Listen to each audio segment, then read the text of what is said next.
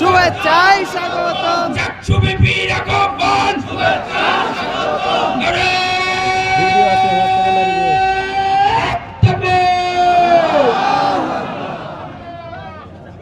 সম্মানিত এলাকাবাসী, আজকের এই বিশাল গণসংবর্ধনায় এ পর্যায়ে আমাদের সামনে বক্তব্য নিয়ে আসছেন ইসলামী ছাত্র শিবির নাটোর জেলার সম্মানিত সভাপতি জনাব মোহাম্মদ জাহিদ হাসান এবং আমাদের সঙ্গে বক্তব্য নিয়ে আসছেন জনাব মোহাম্মদ জাহিদ হাসান।